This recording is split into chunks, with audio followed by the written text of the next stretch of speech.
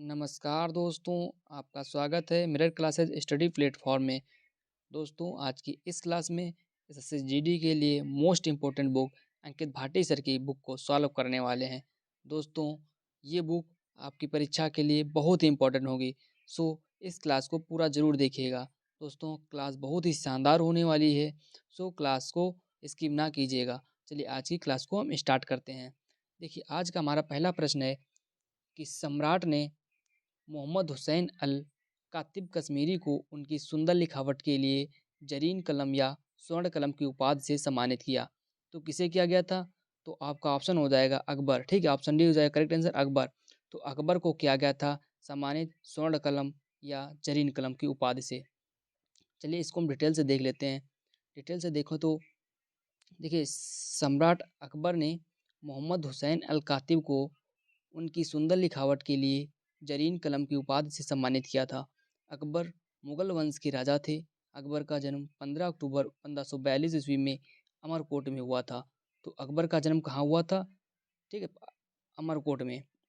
चलिए next point देखते हैं। नेक्स्ट पॉइंट है कि अकबर ने बीरबल को कवि प्रिया की उपाधि प्रदान की। तो अकबर ने बीरबल को कौन सी उपाधि प्रदान की? कवि प्रिया। ठीक है, चलिए नेक्स्ट क्वेश्चन देखते हैं। नेक्स्ट क्वेश्चन है कि कदमाई डैज राजवंश के तहत भू राजस्व का रूप था। तो कदमाई किस वंश का आपका जो था भू राजस्व का एक भाग था? तो आपका हो जाएगा चोल वंश। आपका ऑप्शन सही हो जाएगा चोल वंश। ठीक है, ऑप्शन है चोल वंश। चलिए इसको डिटेल से देखें। तो डिटेल ये है कि विजयालय सम्राट को चोल साम्राज्य का संस्थापक माना जाता है। तो विजयालय को चोल साम्राज्य का संस्थापक माना जाता है। इस राजवंश ने तमिल तथा संस्कृत को राजकीय भाषा के रूप में अंगीकृत किया। तो किस भाषा को? तमिल एवं संस्कृत भाषा को। इस महान साम्राज्य का अंतिम शासक राजेंद्र तृतीय था। तो कौन अंतिम राजा था? राजेंद्र तृतीय। ठीक है, कदमाई चोल वंश के तहत भू राजस्व का एक रूप था। चलिए नेक्स्ट पॉइंट देखते हैं। नेक्स्ट पॉइंट ये है कि चोल वंश की आर्थिक व्यवस्था ब्राह्मणों को उपहार दी जाने वाली भूमि ब्रह्मदेह, कृषि विद्यालय के रखरखाव की भूमि शाला भोग, गैर ब्राह्मण किसान स्वामी की वल्लन वगाई थी। ठीक है, चलिए नेक्स्ट क्वेश्चन देखते हैं। नेक्स्ट क्वेश्चन है कि नेक्स्ट क्वेश्चन ये है कि रजिया सुल्तान, ठीक, रजिया सुल्तान पहली महिला मुस्लिम शासक भारत के किस तुर्की, ठीक, भारत के किस तुर्की शासक की बेटी थी? तो रजिया सुल्तान किसकी बेटी थी? तो रजिया सुल्तान जो थी वो थी आपकी इल्तुतमिश की। किसकी? इल्तुतमिश की। ठीक है, तो आपका ऑप्शन है सही हो जाएगा शमसुद्दीन इल्तुतमिश। क्योंकि जब इल्तुतमिश की मृत्यु हुई तो उसके बाद जो दिल्ली सल्तनत की अगली जो शासिका थी वो रजिया सुल्तान थी। ठीक है, चलिए इसको हम डिटेल से देखें। तो रजिया इल्तुतमिश की पुत्री थी। रजिया मुस्लिम तथा तुर्की इतिहास की पहली महिला शासिका थी। रजिया ने प्रदा प्रथा त्याग कर पुरुषों के समान, ठीक है, मतलब जो रजिया सुल्तान थी उन्होंने जो मतलब जो पर्दा मतलब सिर ढकने की जो प्रथा थी उसको उन्होंने त्याग दिया। और जब ये अपने महल में जाती थी मतलब राज्य करने के लिए, तो ये वो जो पर्दा मतलब जो ढकता था सिर, तो उसको उस तरीके से ना ढक करके एक मानव की तरह से जाती थी, जिससे एक मनुष्य जाता था। ठीक है, इसका मतलब ये हुआ। फिर नेक्स्ट पॉइंट ये है कि रजिया की शादी अल्तुनिया से हुआ। तो रजिया की शादी किससे हुई? अल्तुनिया से। ठीक है, नेक्स्ट पॉइंट ये है कि रजिया की हत्या 1240 ईस्वी में डाकुओं द्वारा कैथल के पास कर दी गई। तो कब की गई थी? 1240 में। नेक्स्ट पॉइंट देखिए। नेक्स्ट पॉइंट है कि रजिया एक कुशल प्रशासक थी जिसने पानी की व्यवस्था, कला, संस्कृत एवं संगीत का प्रोत्साहन दिया था। चलिए नेक्स्ट पॉइंट देखिए। नेक्स्ट क्वेश्चन है कि निम्नलिखित में से महाराजाधिराज की उपाधि धारण करने वाले प्रथम गुप्त सम्राट कौन थे? तो जो महाराजाधिराज की उपाधि धारण की थी वो आपकी हो जाएंगे चंद्रगुप्त फर्स्ट। कौन? चंद्रगुप्त फर्स्ट। आपका ऑप्शन ए करेक्ट हो जाएगा। चलिए नेक्स्ट इसको हम पॉइंट डिटेल से देखें। तो डिटेल इसकी व्याख्या हो जाएगी चंद्रगुप्त प्रथम गुप्त वंश के द्वितीय शासक घटोत्कच का पुत्र था। तो चंद्रगुप्त प्रथम जो था वो गुप्त वंश के द्वितीय शासक घटोत्कच का पुत्र था। किसका पुत्र था? घटोत्कच का। इस प्रकार चंद्रगुप्त प्रथम गुप्त वंश का तृतीय शासक था। कौन सा शासक था? तृतीय था। इसका कार्यकाल 319 से 324 ईस्वी तक रहा। ज्ञात अपलोगियों से पता चलता है कि चंद्रगुप्त प्रथम ही गुप्त वंश का प्रथम स्वतंत्र शासक था, जिसने महाराजाधिराज की उपाधि धारण की। कौन सी उपाधि धारण की? महाराजाधिराज। ठीक है, चलिए नेक्स्ट इंपॉर्टेंट पॉइंट देखें तो ये है कि चंद्रगुप्त ने गुप्त संवत की स्थापना की। तो गुप्त संवत की स्थापना किसने की? चंद्रगुप्त ने। ठीक है, चंद्रगुप्त ने गुप्त संवत की स्थापना की। और कब की? तो 319 से लेकर 320 ईस्वी में। समुद्रगुप्त को भारत का नेपोलियन व कविराज कहा जाता। तो आपसे क्वेश्चन ये बार बार पूछ लिया जाता है, एग्जामिनर पूछता है कि भारत का नेपोलियन किसे कहा जाता है? तो भारत का नेपोलियन कहें या कविराज कहें? क्या भारत का नेपोलियन या कविराज? तो समुद्रगुप्त को कहा जाता है। नेक्स्ट पॉइंट है, नालंदा विश्वविद्यालय की स्थापना कुमारगुप्त ने की। तो नालंदा विश्वविद्यालय की स्थापना किसने की? कुमारगुप्त। नेक्स्ट पॉइंट ये है कि कालिदास और धन्वंतरी चंद्रगुप्त सेकंड के दरबार में आसन्न थे। तो आपसे पूछ लेगा कि धन्वंतरी जो है ये किसके दरबार में रहते थे? तो चंद्रगुप्त द्वितीय। किसके? चंद्रगुप्त द्वितीय के। नेक्स्ट नेक्स्ट क्वेश्चन देखिए। तो नेक्स्ट क्वेश्चन जो है, नेक्स्ट क्वेश्चन ये है कि नेक्स्ट क्वेश्चन है कि बोध गया एक महत्वपूर्ण बौद्ध तीर्थ स्थल क्यों है? तो बोध गया जो है एक महत्वपूर्ण बौद्ध तीर्थ स्थल क्यों है? तो आपको बताना है। तो आपका इसका ऑप्शन भी हो जाएगा, यहाँ गौतम बुद्ध को ज्ञान प्राप्त हुआ था। क्या? गौतम बुद्ध को ज्ञान प्राप्त हुआ था। ऑप्शन भी सही हो जाएगा, गौतम बुद्ध को ज्ञान प्राप्त हुआ था। इसको अगर डिटेल से देखें तो डिटेल है कि बोध गया में गौतम बुद्ध को ज्ञान की प्राप्ति हुई थी। तो बोध गया में गौतम बुद्ध को ज्ञान की प्राप्त हो गई हुई थी। ठीक है, इनका जन्म 506 ईसा पूर्व में इक्ष्वाकु वंशी क्षत्रिय शाक्य कुल के राजा शुद्धोधन के घर में हुआ था। किसके? राजा शुद्धोधन के घर पे। इनकी माँ का नाम महामाया। तो माँ का नाम क्या था? महामाया था। जिनका निधन बुद्ध के जन्म के 7 दिन बाद हो गया था। तो इनका जो जन्म हुआ था उनके 7वें दिन इनकी माँ की मृत्यु हो गई थी। सो इनका जो लालन पालन था इनकी जो सौतेली माँ थी उन्होंने किया था। चलिए और नेक्स्ट इंपॉर्टेंट पॉइंट ये हो जाएंगे कि जन्म स्थान कहाँ हुआ था? लुम्बिनी। तो गौतम बुद्ध का जन्म कहाँ हुआ था? लुम्बिनी में। पिता का नाम था शुद्धोधन, माता का नाम महामाया। प्रथम उपदेश कहाँ से दिया था? सारनाथ। तो इन्होंने जो प्रथम उपदेश दिया था वो सारनाथ से दिया था। और जो सर्वाधिक उपदेश कहाँ से दिए थे, क्वेश्चन पूछ लेता है, तो ये दिए थे श्रावस्ती से। किस भाषा में इन्होंने अपने उपदेश दिए थे? वो पाली भाषा में। किस भाषा में? पाली भाषा में। सर्वाधिक उपदेश कहाँ से दिए? श्रावस्ती से। महा महापरिनिर्वाण कहाँ हुई? महापरिनिर्वाण किसे कहा जाता है? अभी से क्वेश्चन पूछ लेता है कि महापरिनिर्वाण किस घटना से संबंधित है? तो उसमें आपको ऑप्शन दे देगा का ज्ञान की प्राप्ति, जन्म, गृह त्याग, मृत्यु। तो उसमें महापरिनिर्वाण का जो संबंध हो जाएगा वो मृत्यु से हो जाएगा। किससे? मृत्यु से। तो मृत्यु उनकी कहाँ हुई थी? कुशीनगर में। ठीक है, चलिए नेक्स्ट क्वेश्चन देखते हैं। नेक्स्ट क्वेश्चन है कि तंजावुर का राजराजेश्वर मंदिर निम्न में से किस देवता को समर्पित है? तो तंजावुर का राजराजेश्वर मंदिर निम्न में से किस देवता को संबंधित है, मतलब समर्पित है? तो उसमें से आपको है भगवान शिव। किसको? भगवान शिव को। तो आपका ऑप्शन बी हो जाएगा, भगवान शिव। चलिए इसको हम डिटेल से देखें। डिटेल हो जाएगी, तंजावुर का राज सिद्धेश्वर मंदिर का निर्माण राज प्रथम ने 1000 ईस्वी में करवाया था। कब करवाया था? 1000 ईस्वी में। ठीक है, राजराज ने प्रथम ने 1000 ईस्वी में करवाया था। यह मंदिर द्रविड़ शिल्प कला की उत्तम कृत है। कौन सी कला की? द्रविड़। ठीक है, यह देखना किस कला में बना? द्रविड़ कला में। यह तमिलनाडु राज्य में स्थित है। किस राज्य में? तमिलनाडु में। तो राजराजेश्वर जो मंदिर है वो तमिलनाडु में स्थित है। किस शैली में बना है? द्रविड़ शैली में बना है। किसने बनवाया है? राजराज प्रथम ने। कब बनवाया था? 1000 ईस्वी में। यह भगवान शिव को समर्पित है। किसको? भगवान शिव को समर्पित है। तो इसमें देखिए बहुत सारे आपके क्वेश्चन बन सकते हैं। ठीक है, तो इसको आप अच्छे से पढ़ लेना। नेक्स्ट पॉइंट ये है कि विरूपाक्ष मंदिर। ठीक है, इंपॉर्टेंट जो मंदिर दिए गए हैं वो देख लीजिए। जो विरूपाक्ष आपका मंदिर हो जाएगा, कौन सा? विरूपाक्ष मंदिर हम्पी में। ठीक है, किसके लिए? भगवान शिव के लिए। फिर आपका हो जाएगा मीनाक्षी मंदिर। कौन सा? मीनाक्षी मंदिर मदुरै। मीनाक्षी मंदिर कहाँ पड़ता है? मदुरै। जो आपके माता शिव और पार्वती के लिए। किसको? माता शिव, माता शिव। ठीक है, पार्वती और भगवान शिव के लिए फेमस है।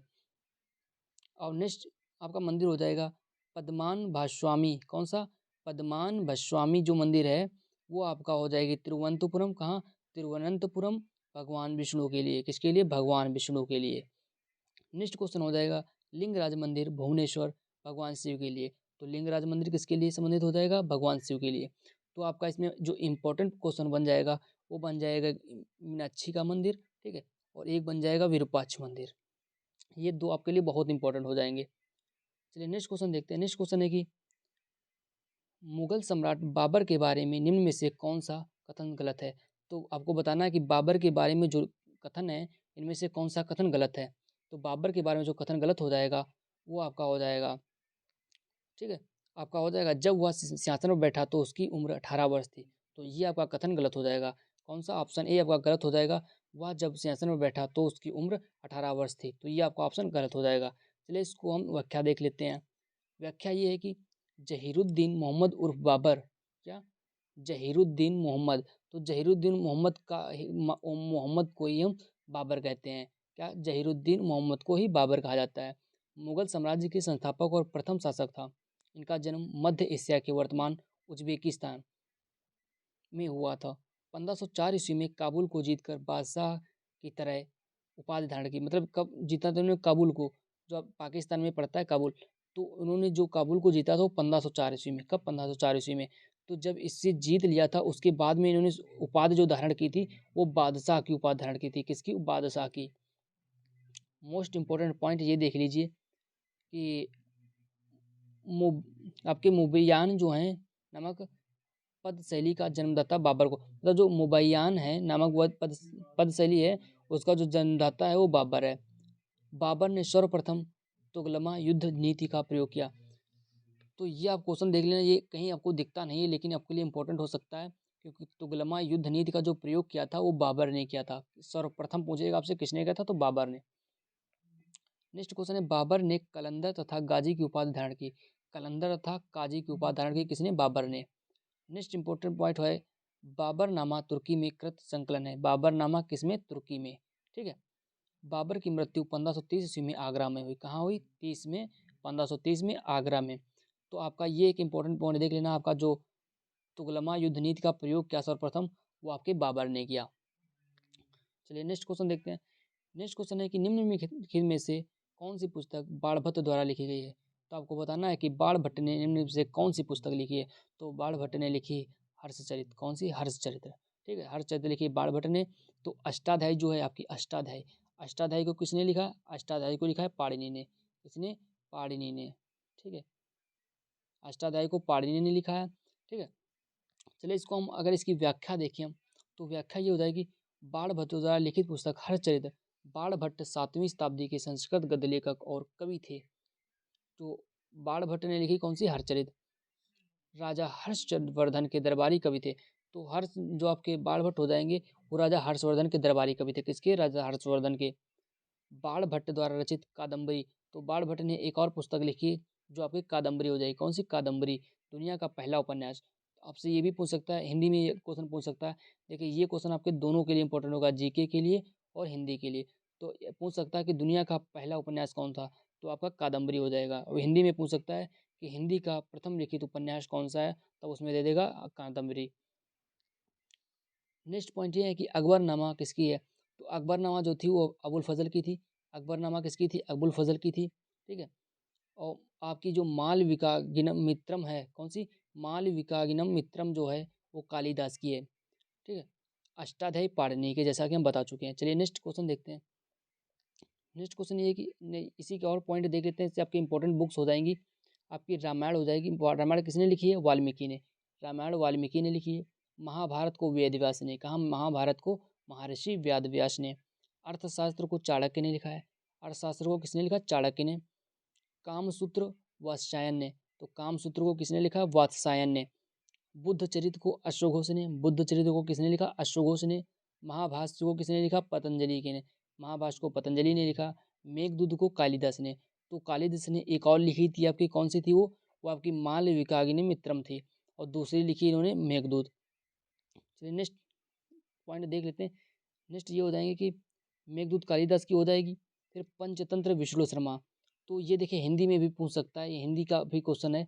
पंचतंत्र किसकी रचना है? विष्णु शर्मा की। मुद्रा रक्षक विशाखा दत्त, मुद्रा रक्षक किसकी हो जाएगी? विशाखा दत्त। गीत गोविंद जयदेव की, गीत गोविंद किसकी? जयदेव की। फिर आपका नेक्स्ट इंपॉर्टेंट पॉइंट है कि बृहत संहिता वाराह की है। तो बृहत संहिता जो है वो आपकी वाराह है, तो ये आप लिख लेना, ये आपके लिए इंपॉर्टेंट हो जाएगा। फिर आपका है सूर्य सिद्धांत आर्यभट्ट, किसका? सूर्य सिद्धांत आर्यभट्ट का हो जाएगा। और नाट्यशास्त्र भरत मुनि का, तो नाट्यशास्त्र किसका हो जाएगा? भरत मुनि का। तो इसमें देखिए इंपॉर्टेंट हम बता दे रहे हैं कौन कौन से हैं, वो आप देख लेना। एक आपकी हो जाएगी बृहत संहिता, ठीक है। फिर आपकी एक हो जाएगी मुद्रा राक्षस, ठीक है। फिर उसके बाद आप आपका नेक्स्ट जो हो जाएगी वो आपकी हो जाएगी, फिर नेक्स्ट आपकी जो इम्पोर्टेंट हो जाएंगी, ठीक। नेक्स्ट इम्पोर्टेंट आपके एक हो जाएगा अष्टाध्यायी, फिर एक आपकी अकबरनामा, ठीक है। और एक आपकी ये महाभारत, और एक ये आपकी अर्थशास्त्र। तो ये 6 बुक्स जो हैं आपके लिए बहुत इंपॉर्टेंट हो जाएगी, इसको आप नोट कर लेना या इसकी स्क्रीनशॉट ले लेना। तो नेक्स्ट क्वेश्चन देखते हैं। नेक्स्ट क्वेश्चन ये है कि बनारस के इनमें से किस राजा को, ठीक है, किसके में बनारस के इनमें से किस राजा को 1781 में वारेन हेस्टिंग्स द्वारा गिरफ्तार किया गया था? तो किसको गिरफ्तार किया गया था? वो किया गया था आपके चैत सिंह, किसे? चैत सिंह, जिसे कहीं कहीं आपको चेत सिंह भी लिखा मिल जाएगा, किसे? चैत सिंह या चेत सिंह को, ठीक है। चलिए इसको डिटेल से देखें। डिटेल ये है कि बनारस में 1781 में वारेन हेस्टिंग्स ने राजा चेत सिंह को गिरफ्तार किया था। किसने गिरफ्तार किया था? वारेन हेस्टिंग्स ने। इस विषय में कई थ्योरी प्रचलित हैं, जिसमें एक कहावत द्वारा चरितार्थ किया गया है, घोड़ा पर हौदा और हाथी पर जीन, चुपके से भागा वारेन हेस्टिंग्स। तो ये कथा आपको लिखी, जो कथानक दिया गया आपको एक मुहावरे के टाइम में, ये आपको वारेन हेस्टिंग्स और राजा जय सिंह के बारे में लिखा गया है। चलिए नेक्स्ट पॉइंट देखें। नेक्स्ट पॉइंट आपके लिए इंपॉर्टेंट हो सकता है कि दिया है वारेन हेस्टिंग्स 1744 से 74 ईस्वी में, कब? 1774 ईस्वी में भारत का प्रथम गवर्नर जनरल बना। तो भारत का प्रथम गवर्नर जनरल कौन था? Warren Hastings. कब बना? 1774 ईस्वी में। ये आपके लिए बहुत इंपॉर्टेंट लाइन हो जाएगी, इससे आप नोट डाउन कर लेना अपनी कॉपी में। यह राजकीय कोषागार को मुर्शिदाबाद से हटाकर कलकत्ता लाया। देखिए ये भी आपके लिए इंपॉर्टेंट, राजकीय कोषागार को कहाँ से लाया? मुर्शिदाबाद से कलकत्ता, ठीक है। गीता के अंग्रेजी अनुवादकार विलियम विलियमकंस को इसने आश्रय प्रदान किया। तो आपसे ये भी पूछ सकता है, जो गीता के अंग्रेजी अनुवाद किसने किया था? वो आपके हो जाएंगे विलियम विल्किंस। किसने? William Wilkins. ये भी आपके लिए बहुत इंपॉर्टेंट हो जाएगा। विलियम विल्किंस ने जो गीता को अंग्रेजी में अनुवाद किया था। नेक्स्ट क्वेश्चन ये है कि कुतुब मीनार के 5वें तल का निर्माण निम्न में से किसके शासनकाल के दौरान किया गया था?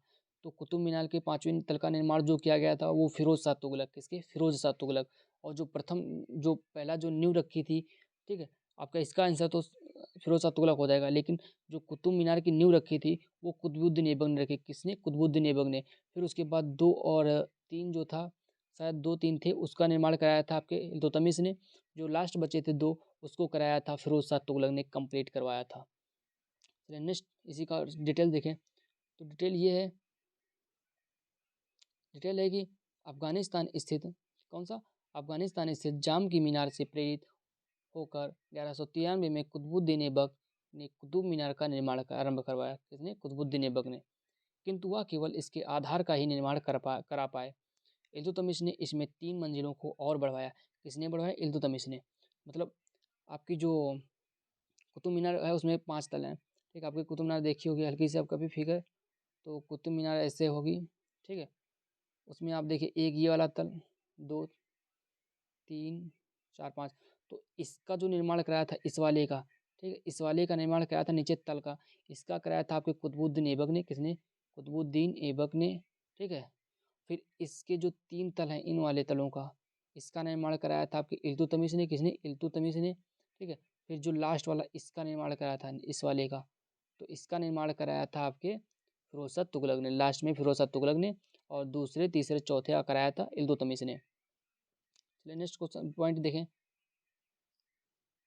नेक्स्ट पॉइंट है कि ताजमहल बिंदु, मतलब सॉरी, ताजमहल जो है कहाँ स्थित है? ताजमहल आपका आगरा में हो जाएगा। कहाँ हो जाएगा? आगरा में। तो ताजमहल आपका आगरा में हो जाएगा। ताजमहल को किसने बनाया? शाहजहां ने। ताजमहल को शाहजहां ने बनवाया। फिर लाल किला आपका दिल्ली में हो जाएगा, कहाँ, दिल्ली में, इसे भी शाहजहाँ ने बनवाया। लाल किला और ताजमहल शाहजहाँ ने बनवाया। फतेहपुर सीकरी आगरा, ठीक, फतेहपुर सीकरी कहाँ, आगरा। तो फतेहपुर सीकरी को किसने बसाया, अकबर ने, ठीक है। अजंता की गुफाएं कहाँ हैं, महाराष्ट्र में। ये क्वेश्चन आपका पूछ लिया था, अजंता की गुफाएं कहाँ हैं। तो अजंता की गुफाएं आपकी महाराष्ट्र में हो जाएंगी। तो किस काल की हो जाएंगी, गुप्त काल की, ठीक है। अजंता की गुफाएं किस काल की, गुप्त काल की। हवा महल, हवा महल आपका कहाँ पड़ता है, राजस्थान, जयपुर, राजस्थान के जयपुर में, ठीक है, आपका हवा महल पड़ता है। तो हवा महल को किसने बनाया था, सवाई प्रताप सिंह ने, किसने, सवाई प्रताप सिंह ने, ठीक है, सवाई प्रताप सिंह ने। कोणार्क मंदिर कहाँ हो जाएगा, पुरी उड़ीसा, कोणार्क मंदिर आपका हो जाएगा पुरी उड़ीसा। तो कोणार्क मंदिर को बनवाने वाले थे राजा नरसिम्हदेव फर्स्ट। तो कोणार्क मंदिर को किसने बनवाया था, राजा नरसिम्हदेव प्रथम। तो आपका इंपॉर्टेंट से सारे पॉइंट आपके लिए बहुत इंपॉर्टेंट होंगे, तो इन्हें अपनी कॉपी में नोट डाउन कर लेना, या फिर आप दोस्तों इसको स्क्रीनशॉट जरूर ले लेना। चलिए नेक्स्ट क्वेश्चन देखते हैं। नेक्स्ट क्वेश्चन है कि निम्नलिखित में से किसने अवध को अशांत क्षेत्र घोषित करने में महत्वपूर्ण भूमिका निभाई, जिससे इसे ब्रिटिश नियंत्रण में लाना आवश्यक हो गया था। तो किसने महत्वपूर्ण भूमिका निभाई थी, लॉर्ड डलहौजी। कौन हो जाएगा, लॉर्ड डलहौजी, आपका करेक्ट आंसर हो जाएगा लॉर्ड डलहौजी, ठीक है। चलिए इसको हम डिटेल से देखते हैं।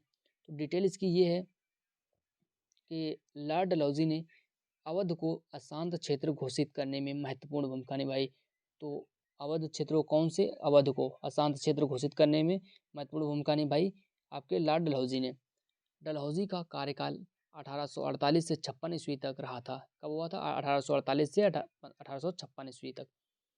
डलहौजी ने अपने शासनकाल में व्यपगत का सिद्धांत, ये देखिए, ये क्वेश्चन आपको ढूंढे नहीं मिलते हैं, तो इसको आप जरूर नोट डाउन कर लेना। तो डलहौजी ने कौन सा सिद्धांत दिया था, व्यपगत का सिद्धांत, ठीक है, आप देख लेना व्यपगत का सिद्धांत, ठीक है, आपका व्यपगत का सिद्धांत लागू किया। शिक्षा संबंधी सुधारों में इसने 1854 ईस्वी में वुड डिस्पैच लागू किया।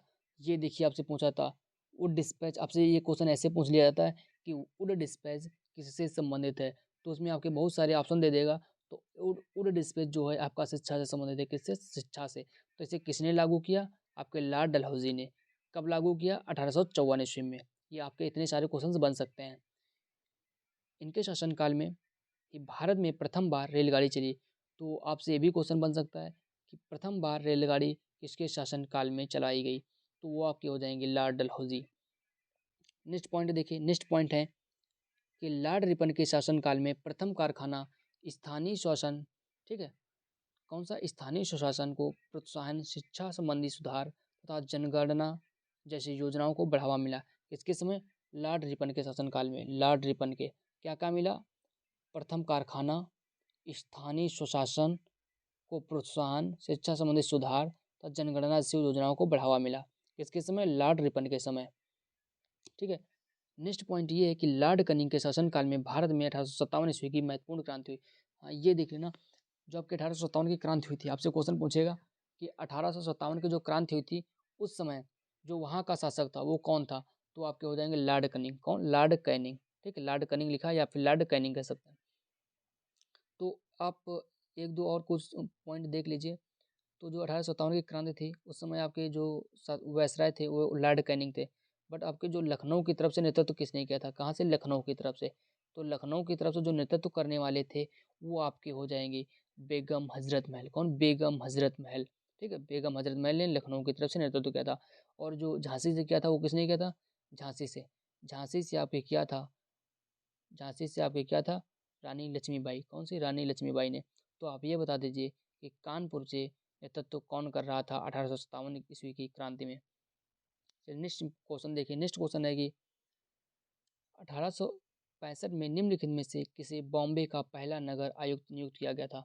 तो 1865 में बॉम्बे का पहला नगर आयुक्त किसे नियुक्त किया गया था, कहाँ का, बॉम्बे का। तो ये क्वेश्चन आपका जो पूछा गया है पहली और मतलब सेकंड शिफ्ट में पूछा गया था आपके 2021 में, ठीक है, प्रीवियस ईयर आपको क्वेश्चन हो जाएगा। तो इसका आपका आंसर हो जाएगा आर्थर कारफर्ड। कौन, आर्थर, आर्थर कारफर्ड, ठीक है, आपका ऑप्शन ए करेक्ट हो जाएगा, आर्थर कारफर्ड। इसे डिटेल से देखें, डिटेल इसकी देख लीजिए कि आर्थर कारफर्ड को बॉम्बे का पहला नगर आयुक्त नियुक्त किया गया था। तो कुछ और इम्पोर्टेंट पॉइंट ये है कि भारत में सर्वप्रथम 1687 ईस्वी में मद्रास में नगर निगम का गठन हुआ। फिर 1726 ईस्वी में कलकत्ता और बॉम्बे नगर निगम का गठन हुआ। तो कलकत्ता और बॉम्बे नगर निगम का गठन कब हुआ? 1726 में। ये आपके लिए इम्पोर्टेंट हो सकता है। ठीक है। नेक्स्ट क्वेश्चन ये है कि 1857 तक भारत के मुगल सम्राटों का लगभग 200 वर्षों तक निवास स्थान रह चुका था। तो आपको बताना है। तो 200 वर्षों तक दो निवास स्थान रह चुका था, वो आपका था लाल किला। किसका? लाल किला। तो आपका ऑप्शन डी करेक्ट हो जाएगा। तो 1857 तक लाल किला भारत के मुगल सम्राटों का लगभग 200 वर्षों तक निवास स्थान रह चुका था। तो यहाँ आपका फिल हो जाएगा लाल किला। ठीक है, लाल किला। तो इसको हम डिटेल से देख लीजिए, इसकी व्याख्या देखें। तो व्याख्या ये लिखी गई है कि लाल किला 1857 तक मुगल सम्राटों के रहने का स्थान बन चुका था। 1857 की क्रांति से अंग्रेजों का आधिपत्य लाल किले पर स्थापित हुआ। लाल किले का निर्माण 1638 से 48 ईस्वी तक लगभग 20 सालों में हुआ। कब हुआ? 1638 से 48 ईस्वी तक लगभग 20 सालों में। ठीक है। इम्पोर्टेंट पॉइंट देख लीजिए। इम्पोर्टेंट पॉइंट ये है कि प्रथम मुगल सम्राट बाबर। कौन? प्रथम मुगल सम्राट बाबर। ठीक है। अंतिम मुगल सम्राट बहादुर शाह जफर सेकंड। ठीक है, जो रंगून जेल में कैद, रंगून जेल इसको भेज दिया गया था, जहाँ पे इनकी मृत्यु हो गई थी। चित्रकला का स्वर्णिम काल। तो चित्रकला का जो स्वर्णिम काल कहा जाता है वो जहांगीर के काल जो था, तब जहांगीर का जो शासन काल था जिसमें जहांगीर ने शासन किया था, उसे चित्रकला का स्वर्णिम युग कहा जाता है। ठीक है। निरक्षर मुगल शासक कौन था? मतलब जो अनपढ़ था। जो था अनपढ़ या निरक्षर मुगल शासक आपके अकबर हो जाएंगे। कौन? अकबर। नेक्स्ट क्वेश्चन ये नेक्स्ट क्वेश्चन देखिए कि नेक्स्ट क्वेश्चन है कि राजा टोडरमल निम्नलिखित में से किस मुगल सम्राट के शासनकाल के दौरान राजस्व मंत्री थे? कौन? मुगल सम्राट, मतलब आपके राजा टोडरमल किसके, कौन से मुगल सम्राट के समय राजस्व मंत्री थे? तो आपका ऑप्शन डी हो जाएगा, अकबर। तो अकबर के समय जो राजा टोडरमल थे, ये राजस्व मंत्री थे। कौन? राजा टोडरमल। चलिए इसकी व्याख्या देखते हैं। व्याख्या है कि राजा टोडरमल अकबर के दरबार में राजस्व मंत्री थे। किसके दरबार में? अकबर के। या अकबर के दरबार में नवरत्नों में से एक थे। तो अकबर के नवरत्नों में से एक थे। टोडरमल ने बांस के डंडों से भूमि पैमाई शुरू करवाई। किसने? टोडरमल। इससे बांस के डंडों से भूमि पैमाई शुरू करवाई। तो अकबर के जो नवरत्न हैं उन्हें याद रखने की जो ट्रिक है वो है बात बात पे, कौन सी? बात बात पे, बात बात पे MDH। ठीक है, ये ट्रिक आप इससे, ये अकबर के नवरत्न हो जाएंगे। इसकी आपको लिंक डिस्क्रिप्शन बॉक्स में दे दूंगा, तो आप वहाँ से ये देख लेना कि बात बात पे MDH का मतलब क्या होता है।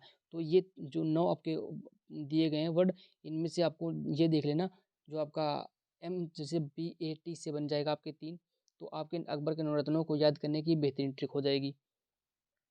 चलिए नेक्स्ट क्वेश्चन ये है, अकबर के दरबार में नवरत्न। ठीक है, तो अकबर के नवरत्न कौन होता है? राजा बीरबल। ठीक है, तानसेन, अबुल फजल, फैजी, राजा मान सिंह, टोडरमल, मुल्ला दो प्याजा, फ़कीर अज़मुद्दीन, अब्दुल रहीम खान खाना। कौन? अब्दुल रहीम खान खाना। तो आपके अब्दुल, इनके जो नवरत्न थे अकबर के नवरत्न हो जाएंगे। और याद करने की जो ट्रिक है वो हमने बता दी, कौन सी? बात बात पे MDH। ठीक है, बात बात पे MDH। तो इससे आप याद रख सकते हैं। नेक्स्ट क्वेश्चन ये है कि मीर जाफर को किस वर्ष में पुनः बंगाल के नवाब के रूप में प्रतिष्ठित किया गया था? किसे? मीर जाफर को। तो वो किया गया था 1763 में। कब? 1763 में। क्योंकि आपकी 1757 में आपका हुआ था प्लासी का युद्ध। ठीक है, प्लासी के युद्ध के बाद मीर आपके वहाँ तो 1757 के बाद बनाया था जो वहाँ के लॉर्ड क्लाइव थे। 1757 की क्रांति हुई थी, तो प्लासी का युद्ध सर 1757 में जो प्लासी का युद्ध हुआ था, उसके बाद में प्लासी के युद्ध के बाद में वहाँ का जो वायसराय बनाया गया था, वो बंगाल का जो नवाब था वो आपके थे लॉर्ड क्लाइव। कौन? Lord Clive. ठीक है, उसके बाद में फिर लॉर्ड क्लाइव को हटाकर वहाँ का जो बंगाल का नवाब बनाया गया, वो बनाया गया था मीर जाफर को। ठीक है, फिर मीर जाफर को हटाकर उसके बाद में फिर लॉर्ड क्लाइव को बनाया गया था। ठीक है, चलिए इसको डिटेल से देख लेते हैं। डिटेल्स ये है कि मीर जाफर बंगाल का नवाब था। कौन? मीर जाफर। प्रारंभ में हुआ सिराजुद्दौला का सेनापति था, उसका मुख्य सपना बंगाल का नवाब बनना था। मुख्य सपना बंगाल का नवाब बनना था, जैसा कि वो बना भी था थोड़े दिनों के लिए। वह प्लासी के युद्ध में रॉबर्ट क्लाइव के साथ मिल गया। ठीक है, किसके साथ? रॉबर्ट क्लाइव के साथ। उसे बंगाल का नवाब बनाया गया। कब? 1763 से 64 में उसे बंगाल का नवाब बनाया गया। प्लासी का युद्ध कब हुआ था? 1757 में। तो अंग्रेजों की तरफ से नेतृत्व कौन कर रहा था? Robert Clive. ठीक है, इतने पॉइंट आप लिख लेना। तो इसे के और इम्पोर्टेंट पॉइंट ये हैं कि प्लासी का युद्ध, देखिए प्रमुख युद्ध दिए गए हैं। तो जो प्रमुख युद्ध हैं वो एक साथ आप लिख लीजिएगा या स्क्रीनशॉट से ले लीजिएगा। तो प्लासी का युद्ध कब हुआ था? 1757 में। ठीक है, और आपका यहीं पे एक और युद्ध हो जाएगा, बक्सर का युद्ध। कौन सा? आपका एक और युद्ध हो जाएगा आपका बक्सर का युद्ध। ठीक है, बक्सर, बक्सर। ठीक है, बक्सर का युद्ध कब हुआ था? 1764 में। 1764 में बक्सर का युद्ध आपका 1764 में हुआ था। फिर आपका हो जाएगा पानीपत का तीसरा युद्ध। पानीपत का तीसरा युद्ध कब हुआ था? 1761 में। खालसा पंथ की स्थापना, खालसा पंथ की स्थापना कब हुई थी? 1699 में। कब? 1699 में। अमृतसर की संधि कब हुई थी? 1809 में। अमृतसर की संधि 1809 में हुई थी। फिर नेक्स्ट पॉइंट ये है कि सती प्रथा पर रोक। तो ये सती प्रथा पर जो रोक है 1829 में। कब? 1829 में। फिर नेक्स्ट पॉइंट है प्रथम स्वतंत्रता संग्राम। तो प्रथम स्वतंत्रता संग्राम या हम 1857 की क्रांति का है क्या? प्रथम स्वतंत्रता संग्राम या 1857 की क्रांति का है, बात एक ही होती है। कब? 1857। भारत सरकार अधिनियम 1935। तो भारत सरकार अधिनियम कब लागू हुआ? 1935। ठीक है, इंडियन गवर्नमेंट एक्ट।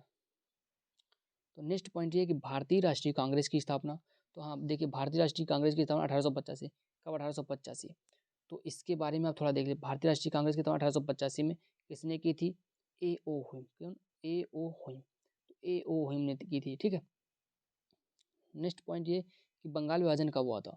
तो बंगाल विभाजन 1905 में। कब? 1905 में बंगाल का विभाजन हुआ था। चलिए नेक्स्ट इंपॉर्टेंट पॉइंट देख लीजिए, इंपॉर्टेंट क्वेश्चन है कि निम्नलिखित में से कौन इब्राहिम लोधी को पराजित करने के बाद पहला मुगल सम्राट बना? किसे? इब्राहिम लोधी को। इब्राहिम लोधी को पराजित करने के बाद पहला मुगल सम्राट बना। तो आपके हो जाएंगे Babur. Option D is the correct answer, Babur. तो बाबर ने तो इब्राहिम लोधी को पराजित किया, फिर मुगल सम्राट बना। किसे पराजित करके? इब्राहिम लोधी को। चलिए इसको डिटेल हम देखें। डिटेल देख लें तो डिटेल ये है कि आपका 1526 ईस्वी में। कब? 1526 ईस्वी में बाबर और इब्राहिम लोधी के बीच, किसके बीच? बाबर और इब्राहिम लोधी। ठीक है, पानीपत का प्रथम युद्ध हुआ। कौन सा? पानीपत का प्रथम युद्ध। देखिए ये भी आपका मिल गया कि पानीपत का प्रथम युद्ध किस किसके बीच हुआ और कब हुआ। तो पानीपत का प्रथम युद्ध बाबर और इब्राहिम लोधी, बाबर और इब्राहिम लोधी के बीच मध्य 1526 ईस्वी में हुआ। जो पानीपत का प्रथम युद्ध था, इसमें बाबर जो था वो विजयी हो चुका था, और इब्राहिम लोधी को, आपको जैसे पता है कि इब्राहिम लोधी को उसने पराजित करके तो अगला मुगल सम्राट जो बना था बाबर बना था। तो इसका मतलब हो गया कि इब्राहिम लोधी वहाँ पराजित हुआ था। ठीक है, फिर नेक्स्ट क्वेश्चन है कि शरीयतुल्लाह खान अंग्रेजों के खिलाफ का हिस्से थे। ठीक है, सरीमुल्लाह खान, सरीमुल्लाह खान। तो सरीमुल्लाह खान हो जाएगा फराजी आंदोलन। तो सरीमुल्लाह खान जो लीडर थे वो थे फराजी आंदोलन। कौन सा? फराजी आंदोलन। ऑप्शन ए करेक्ट आंसर, फराजी आंदोलन। चलिए इसकी हम व्याख्या देख लेते हैं। व्याख्या ये है कि फराजी आंदोलन का मुख्य उद्देश्य इस्लाम धर्म को सुधार करना था। किसको? इस्लाम धर्म को। इसकी शुरुआत हाजी शरियतुल्लाह द्वारा की गई। किसके द्वारा? हाजी शरियतुल्लाह द्वारा। ठीक है, इनका मुख्य उद्देश्य इस्लाम धर्म के लोगों को सामाजिक भेदभाव व शोषण से बचाना था। महत्वपूर्ण पॉइंट देखें तो महत्वपूर्ण पॉइंट हो जाएगा सन्यासी विद्रोह। कौन सा? सन्यासी विद्रोह। सन्यासी विद्रोह किसे संबंधित है? दिरदी नारायण। किसे? दिरदी नहीं, सॉरी, दीरजी नारायण। कौन से? दीरजी नारायण। नेक्स्ट पॉइंट ये है कि वहाबी आंदोलन। तो वहाबी आंदोलन किससे संबंधित है? वो सैयद अहमद, कहते हैं सैयद अहमद खां, सैयद अहमद खां। तो सैयद अहमद खां के बारे में हमने पढ़ा होगा पुनर्जागरण काल में। ठीक है, नहीं पढ़ा होगा तो आप कमेंट बॉक्स में बता देना, उसके बारे में हम थोड़ा आपको शॉर्ट वीडियो बना के डिटेल में बता देंगे। फिर आपका फ़कीर विद्रोह। तो फ़कीर विद्रोह किसने शुरू किया था? मजनू कौन? मजनून शाह एवं चिराग अली। कौन? मजनून शाह एवं चिराग अली, मजनून शाह एवं चिराग अली। चलिए नेक्स्ट इंपॉर्टेंट क्वेश्चन ये है कि बॉम्बे में पहली सूती कपड़ा मिल की स्थापना किस वर्ष की गई थी? कहाँ? बॉम्बे में। ठीक है, वो की गई थी 1854 में। कब? 1854 में। 1854 में की गई थी पहली सूती कपड़ा मिल की स्थापना। चलिए इसकी व्याख्या भी देख लेते हैं। ठीक है, इसकी व्याख्या हो जाएगी कि भारत में सूती वस्त्र की पहली मिल की स्थापना 1818 में कोलकाता के समीप फोर्ट ग्लास्टर में की गई थी। कहाँ? फोर्ट ग्लास्टर में। ठीक है, ये पॉइंट देख लें, चर्चा में तो नहीं रहते हैं, हो सकता है पूछ लिया एग्जाम में, किंतु यह अफसल रही, मतलब ये आपकी अनसक्सेसफुल हुई थी। सबसे पहला सफल आधुनिक कारखाना 1854 ईस्वी में मुंबई में काओसजी डाबर द्वारा खोला गया। किसे? काओसजी डाबर द्वारा। इसके बाद भारत में सूती वस्त्र उद्योग का मार्ग प्रशस्त हो गया। फिर नेक्स्ट इंपॉर्टेंट क्वेश्चन देखिए, ये आपके लिए ज़्यादा इंपॉर्टेंट तो नहीं था, बट आप नेक्स्ट देख लीजिए क्योंकि आप 2021 में पूछा गया था। चलिए नेक्स्ट क्वेश्चन देखते हैं। नेक्स्ट पॉइंट ये है कि निम्नलिखित में से कौन सा समाचार पत्र राजा राम मोहन राय द्वारा शुरू किया गया था?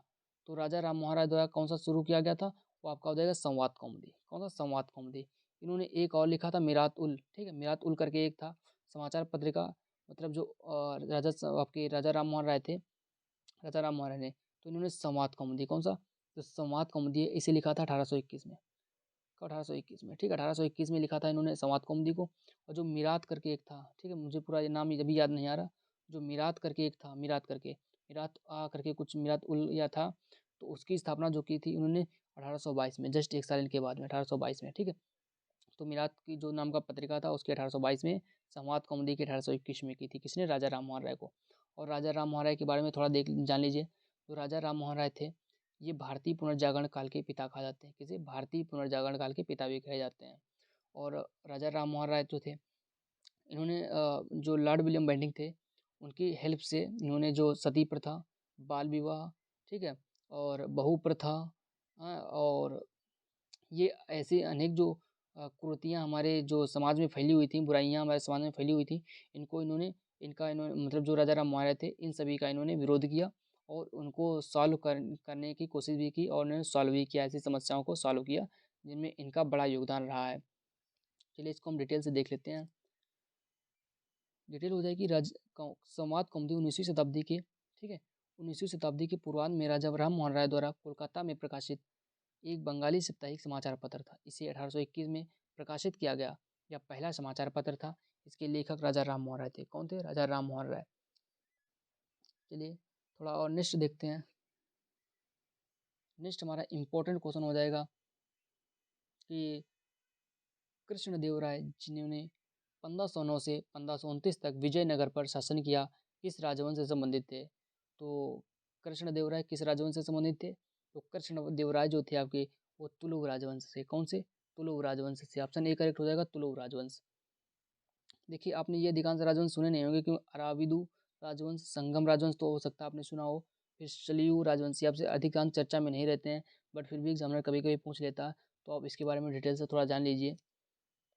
डिटेल ये हो जाएगी संगम वंश की स्थापना। हाँ, संगम वंश की जो स्थापना है वो हरिहर एवं बुक्का नाम के दो भाइयों ने की थी। किसने? हरिहर व बुक्का नाम के दो भाइयों ने की थी। कब की थी? 1336 में, 1336 ईस्वी में। तथा तुलु वंश की स्थापना वीर नरसिंह ने की थी। तो तुलु वंश की स्थापना किसने की थी? आपके वीर नरसिंह ने। किसने? वीर नरसिंह ने। कृष्णदेव राय का संबंध तुलु राजवंश से था। किसका? कृष्णदेव राय का संबंध तुलु से था, तुलु राजवंश से, जो बाबर के समकालीन था। तो बाबर के समकालीन कौन था? कृष्णदेव राय। ठीक है, चलिए नेक्स्ट क्वेश्चन देखिए। नेक्स्ट क्वेश्चन हो जाएगा कि खिलजी और तुगलक शासकों ने सैन्य कमांडरों को क्षेत्रों का गवर्नर नियुक्त किया था। किसने? खिलजी और तुगलक शासकों ने। ठीक है, इन क्षेत्रों को किस नाम से जाना जाता था? तो वो जो क्षेत्र थे उनको किस नाम से जाना जाता? वो क्षेत्र आपके एकता नाम से। कौन से? एकता नाम से। चलिए इसके बारे में व्याख्या इसकी देख लें। तो व्याख्या इसकी हो जाएगी कि खिलजी तथा तुगलक शासकों ने सैन्य कमांडरों को क्षेत्रों का गवर्नर नियुक्त किया था। ठीक है, इन क्षेत्रों को एकता के नाम से जाना जाता था। वही आपकी डिटेल आ गई। फिर आपका महत्वपूर्ण पॉइंट है कि खिलजी राजवंश के समय संबंधित विभाग, ठीक है, दीवान ए रियासत। कौन सा? दीवान ए रियासत। व्यापारियों पर निमंत्रण। कौन सा? व्यापारियों पर नियंत्रण। ठीक है, next point, next important question है कि कालिदास रचित नाटक अभिज्ञान शकुंतलम, शकुंतला और राजा, ठीक है, राजा डैज आपका दिया कि प्रेम कथा है। तो अभिज्ञान शकुंतलम जो है वो किनकी प्रेम कथा है? एक तो आपकी शकुंतला हो जाएंगी, दूसरा राजा दुष्यंत। ठीक है, जो कालिदास ने, कालिदास द्वारा जो रचित नाटक है अभिज्ञान शकुंतलम। कौन सा? अभिज्ञान शकुंतलम। इसमें जो प्रेम कथा का वर्णन किया गया है वो शकुंतला का, किसका? शकुंतला और राजा दुष्यंत, ठीक है, राजा दुष्यंत और शकुंतला का। चलिए इसके बारे में थोड़ी सी व्याख्या देख लेते हैं। व्याख्या हो जाएगी कि कालिदास द्वारा रचित नाटक अभिज्ञान शकुंतलम शकुंतला और राजा दुष्यंत की प्रेम कथा है। फिर देख लीजिए कालिदास की कुछ प्रमुख रचनाएं। तो कालिदास की प्रमुख रचनाएं हो जाएंगी मालविकाग्निमित्रम, कौन सी, मालविकाग्निमित्रम, जिसमें आपको अग्निमित्र व मालविका की प्रेम कहानी, कौन सी, अग्निमित्र व मालविका की प्रेम कहानी। दूसरा आपका कुमार संभवम, कौन सी, कुमार संभवम, जिसमें शिव पार्वती, किसकी, शिव पार्वती और प्रेम कथा व कार्तिकेय का जन्म। तो हाँ देखिए, जो आपकी कुमार संभवम है, कुमार संभवम में आपको शिव और जो माता शिव और भगवान सॉरी, जो आपके भगवान शिव और माता पार्वती, कौन, भगवान शिव और माता पार्वती की जो लव स्टोरी है, प्रेम कथा, उसके बारे में वर्णन किया गया है। और साथ ही इसमें जो आपके भगवान शिव के जो पुत्र कार्तिकेय हैं, उनके जन्म का वर्णन भी इसी बुक में किया गया है, किसमें, कुमार संभव में। और आपका मालविका के मित्रम जो है, उसमें आपके अग्निमित्र और मालविका की प्रेम कहानी की लव स्टोरी लिखी गई है। और अभिज्ञान शकुंतलम में किसकी लव स्टोरी है, उसमें आपकी हो जाएगी शकुंतला और राजा दुष्यंत। चलिए नेक्स्ट पॉइंट ये है कि मेघदूत, ठीक है, मेघदूत देखिए, मेघदूत भी लिखी गई है इन्हीं के द्वारा, किसके द्वारा, कालिदास द्वारा। इसमें यक्ष द्वारा मेघ से प्रेयसी को संदेश पहुंचाने की प्रार्थना, इसे यक्ष द्वारा मेघ को प्रेयसी का संदेश भेजने का जो वर्णन है वो आपके मेघदूत में किया गया है। तो नेक्स्ट क्वेश्चन ये है कि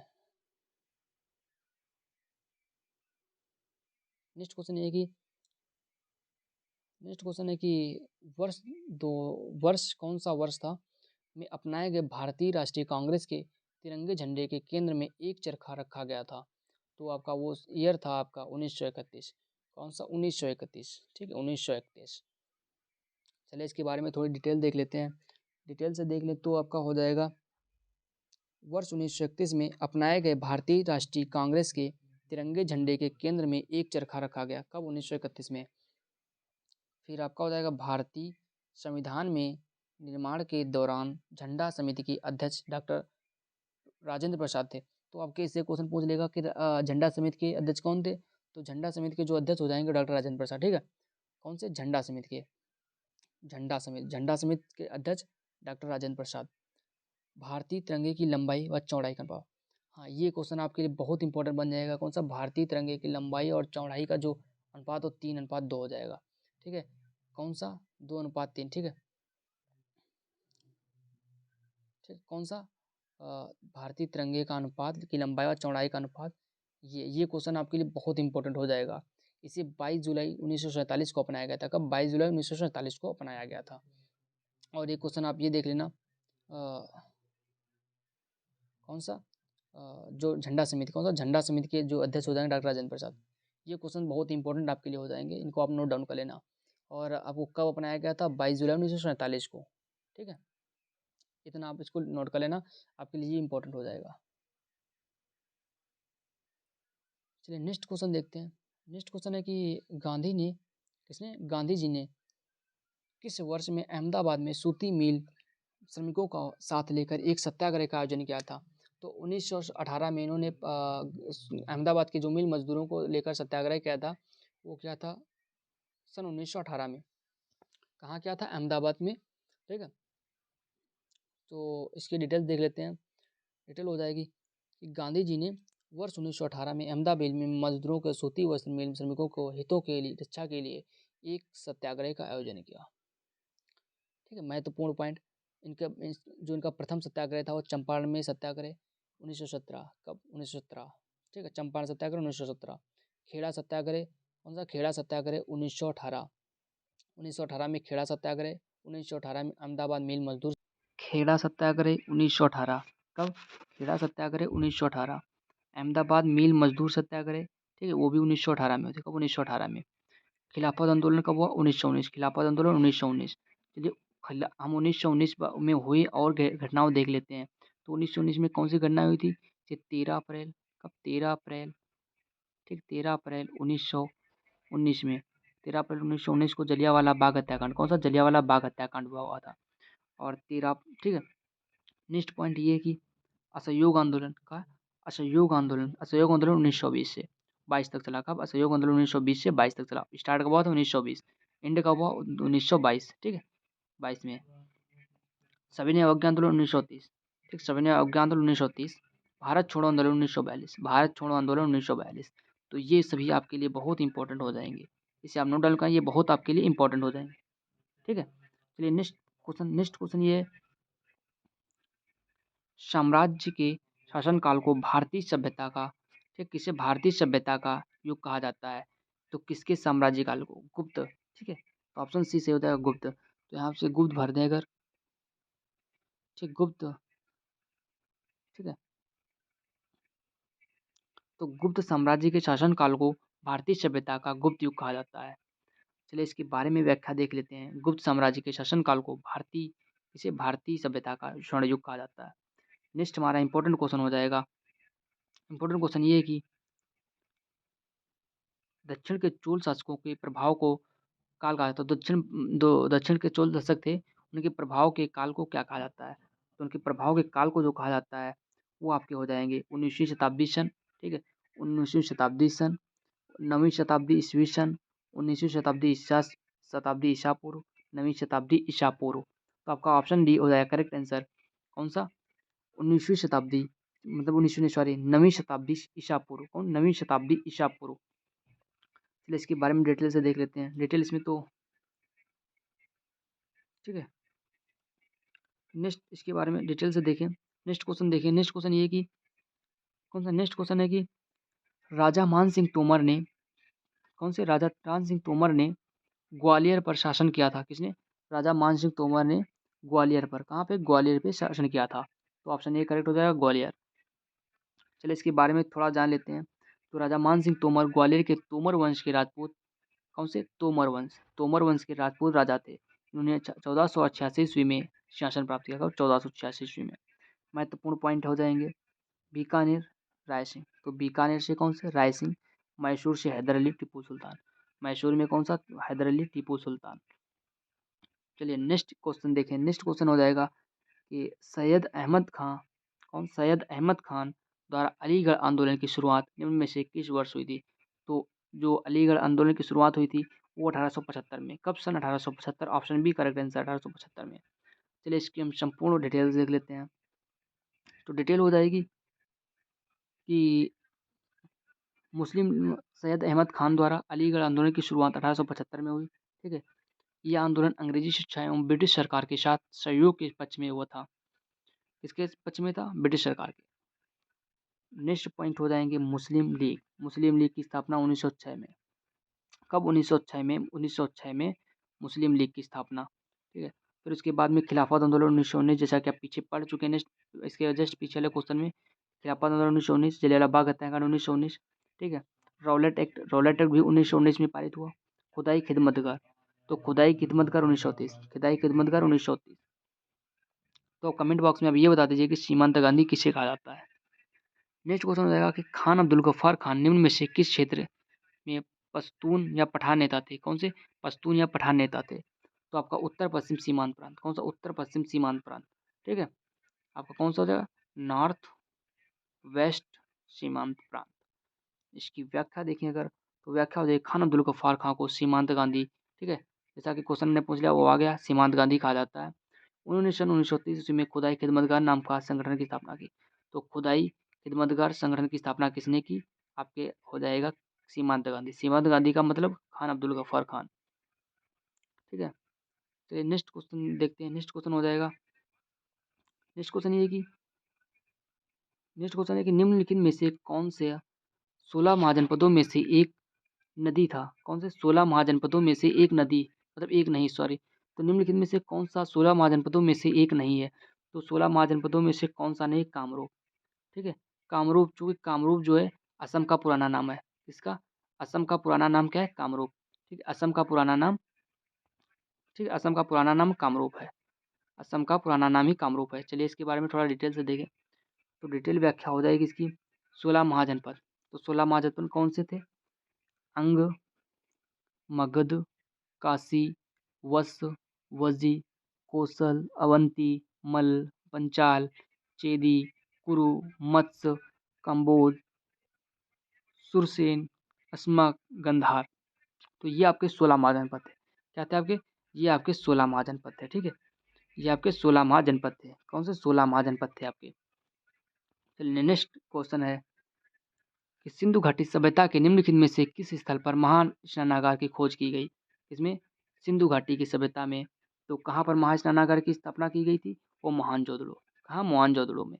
ठीक है, चलिए इसकी व्याख्या से देखें तो मोहनजोदड़ो नर्तकी की कांस्य मूर्ति। कहाँ? नर्तकी की कांस्य मूर्ति मोहनजोदड़ो में कहाँ की मिली थी? मोहनजोदड़ो। 3 मुख वाले देवता। कौन से? 3 मुख वाले देवता। ठीक है, महान स्नानागार। ठीक है, नर्तकी की कांस्य मूर्ति। अगेन देख लीजिए इसको दोबारा से। नर्तकी की कांस्य मूर्ति, 3 मुख वाले देवता पशुपतिनाथ की मूर्ति, महान स्नानागार। कहाँ मिले थे? मोहनजोदड़ो में। ठीक है, ये आपके लिए इंपॉर्टेंट हो जाएगा। फिर नेक्स्ट को पॉइंट है कि कालीबंगा। तो कालीबंगा से आपको क्या मिला था? कालीबंगा से जुते हुए खेत। कौन से? जुते हुए खेत। अग्नि पूजा। कौन सी? अग्नि पूजा के साक्ष्य। और लोथल से जो आपको मिला था, कहाँ से? लोथल से। वो चावल का प्रथम साक्ष्य। किसके? चावल के प्रथम साक्ष्य कहाँ से? लोथल से मिले थे। फिर बनवाली से क्या मिला था? मिट्टी से बना हल। तो मिट्टी से जो बना हल था वो कहाँ से मिला था? आपका बनवाली से। चलिए नेक्स्ट क्वेश्चन देखिए। नेक्स्ट क्वेश्चन है कि अपने 5 वर्षीय पुत्र वीर नारायण। कौन सा? 5 वर्षीय पुत्र वीर नारायण की ओर से शासन करने वाली रानी दुर्गावती किस जनजाति से संबंधित थी? तो आपको बताना है कि रानी दुर्गावती किस जनजाति से थी। तो जो रानी दुर्गावती थी वो गोंड। कौन सी? गोंड जनजाति से। तो इसके बारे में व्याख्या देखें तो रानी दुर्गावती 1524 से 64 तक मध्य प्रदेश के गोंडवाना क्षेत्र में शासन किया। कौन से? मध्य प्रदेश के गोंडवाना क्षेत्र में। ठीक है, और जिसका केंद्र जबलपुर था। इसका संबंध गोंड जनजाति से। किसे? गोंड जनजाति से। चलिए नेक्स्ट क्वेश्चन है कि मुगल सम्राट शाह आलम द्वितीय ने ईस्ट इंडिया कंपनी की बंगाल प्रांत का दीवान किस वर्ष नियुक्त किया था? किस वर्ष नियुक्त किया था? 1665 में, सॉरी 1765 में। तो आपका करेक्ट आंसर ऑप्शन बी 1765। चलिए इसकी व्याख्या देखें तो व्याख्या हो जाएगी मुगल सम्राट शाह आलम द्वितीय ने ईस्ट इंडिया कंपनी को बंगाल का प्रांत दीवान 1765 ईस्वी में नियुक्त किया था। 1764 ईस्वी के बक्सर के युद्ध में अंग्रेजों ने शाह आलम द्वितीय व शुजाउद्दौला को पराजित किया। किसे? शाह आलम द्वितीय व शुजाउद्दौला। तो देखिए 1764 में कौन सा हुआ था? बक्सर का युद्ध। किसके मध्य? अंग्रेजों और किसके मध्य हुआ था? देखिए 1764 किसके मध्य हुआ था? अंग्रेजों का मतलब ईस्ट इंडिया कंपनी है। ठीक है, मतलब लिख लीजिए आप अंग्रेजों। ठीक है, अंग्रेजों वर्सेस आपका हुआ था शाह आलम द्वितीय। कौन? शाह आलम द्वितीय। ठीक है, और आपके हुए थे शुजाउद्दौला इनके मध्य हुआ था। इसमें जो अंग्रेज थे उन्होंने शुजाउद्दौला शाह आलम द्वितीय को पराजित किया गया था। ठीक है, नेक्स्ट क्वेश्चन हो जाएगा कि बाबर ने निम्नलिखित में से किस वर्ष में दिल्ली के सुल्तान को हराकर दिल्ली और आगरा पर कब्जा किया था? तो वो किया था आपके 1526 में। कौन सा? 1526 ईस्वी में। चलिए इसकी व्याख्या देख लेते हैं। व्याख्या हो जाएगी कि बाबर ने 1526 ईस्वी में दिल्ली के सुल्तान को हराकर दिल्ली और आगरा पर कब्जा किया था। महत्वपूर्ण पॉइंट हो जाएंगे बाबर के प्रमुख युद्ध। तो बाबर के प्रमुख युद्ध हो जाएंगे पानीपत का प्रथम युद्ध। पानीपत का प्रथम युद्ध कब हुआ था? वो 1526 ईस्वी में। कब? 1526 ईस्वी में पानीपत का प्रथम युद्ध 1526 में। इसके मध्य इब्राहिम लोधी। ठीक है, पानीपत का प्रथम युद्ध बाबर और इब्राहिम लोधी के मध्य कब हुआ था? 1526 ईस्वी में। खानवा का युद्ध 1527 में। किसके में? राणा सांगा। खानवा का युद्ध 1527 में राणा सांगा। चंदेरी का युद्ध 1528 में मेदिनी राय। ठीक है, तो 1528 में चंदेरी का युद्ध। घाघरा का युद्ध कब हुआ था? घाघरा का जो युद्ध हुआ था वो 1500 कब हुआ था? 1500 आपका हुआ था 1529 में अफगान। किसके? 1529 में अफगान। ठीक है, अफगान और बाबर के मध्य। तो इसको याद करने के लिए हमारे द्वारा एक बेहतरीन ट्रिक बनाई गई है जिसकी लिंक आपको डिस्क्रिप्शन बॉक्स में मिल जाएगी। आप वहाँ से उसे जाकर चेक कर लेना।